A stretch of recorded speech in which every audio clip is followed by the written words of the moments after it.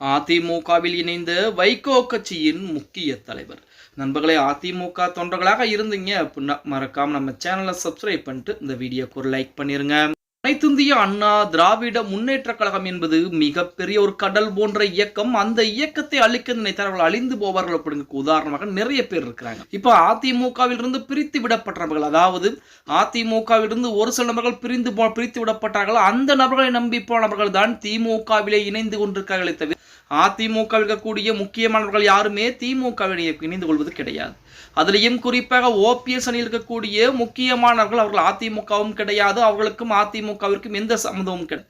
அப்படிப்பட்ட நபர்கள் தான் திமுகவை இணைந்து கொண்டு இப்படிப்பட்ட ஒரு சூழலில் அதிமுகவை தேடி தினம் தினம் தொண்டர்கள் எண்ணிக்கை என்பது அதிகரித்துக் கொண்டேதான் இருக்கிறது அப்படின்னே கூட அந்த வகையில் மதிமுக, அதாவது வைகோவுடைய கட்சியில் இருக்கக்கூடிய முக்கியமான ஒரு தலைவர் அதிமுகவிலே தன்னை அடிப்படை உறுப்பினராக இணைத்திருக்கிறார் அப்படிங்கிற செய்திகள் அதிமுகவின் மூலமாகவே அதிகாரப்பூர்வமாக வெளியிடப்பட்டிருக்கிறது அப்படின்னு சொல்லியாகணும். இது தொடர்பாக அதிமுக தலைமை கழகம் வெளியிட்டுள்ள அறிக்கையிலே அனைத்து இந்திய அண்ணா திராவிட முன்னேற்ற கழக பொதுச் செயலாளரும் மாண்புமிகு எதிர்க்கட்சி தலைவருமாக இருக்கக்கூடிய எடப்பாடி பழனிசாமி அவர்களை சேலம் நெடுஞ்சாலை நகரில் உள்ள அவரது இல்லத்திலே நேற்று தினம் சந்தித்து மதிமுகவை சேர்ந்த மாநில மாணவர் அணி துணை செயலாளர் பி சிவநாதன் நேரிலே சந்தித்து தன்னை கழகத்திலே இணைத்துக் கொண்டிருக்கிறார். இந்த நிகழ்வின் போது ஈரோடு புறநகர் கிழக்கு மாவட்ட செயலாளரும் முன்னாள் அமைச்சருமான கே சி கருப்பன் எம்எல்ஏ அவர்கள், பெருந்துறை கிழக்கு ஒன்றிய கழக செயலாளர் கூடிய அருள் ஜோதி அவர்களும் உடன் இருந்திருக்காங்க அப்படிங்கிற செய்திகள் தற்சமயம் வெளியாகி, அதாவது வைகோவுடைய கட்சியில் இருக்கக்கூடிய மாநில மாணவர் அணியைச் சேர்ந்த துணை அமைப்பாளர் பி சிவநாதன் அவர்கள் நேற்று தினம் அதிமுகவிலே தன்னை கழக அடிப்படை உறுப்பினராக இணைத்திருக்கிறார்கள் அப்படிங்கிற செய்திகள் தற்சமயம் இணையதளங்களிலே உலா வந்து கொண்டிருக்கிறது அப்படின்னே கூட. அதிமுகவை பொறுத்த வரைக்குமே மாற்றுக் கட்சி இருக்கக்கூடிய நபர்களை தன் பக்கம் இருக்கக்கூடிய வேலைகளில் மிக தீவிரமாக இறங்கி, அதிலையும் குறிப்பாக திமுக போன்ற கட்சிகள் எல்லாம் உறுப்பினர் சேர்க்கை என்பது நடத்துறாங்க. அதாவது ஓரணியில் தமிழ்நாடு என சொல்லி உறுப்பினர் சேர்க்கை. ஆனால் அதிமுகவில் அந்த மாதிரி எந்த விதமும் நடத்த கிடையாது.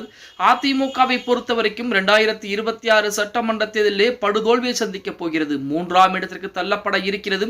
அதிமுக அவ்வளவுதான், கதை முடிந்தது என நிறைய நபர்கள் சொல்லிக்கிட்டு இருக்காங்க. இருந்த போதிலுமே அந்த சொல்லக்கூடிய அந்த கட்சியில் இருக்கக்கூடிய நபர்கள் தான் அதிமுகவிலே தினம் தினம் தன்னை கழக அடிப்படை உறுப்பினராக இணைத்துக் கொண்டிருக்கிறார்கள் அப்படின்னு சொன்னால் அதற்கு மாற்று கருத்துக்கள் எதுவும் சொல்ல முடியாது.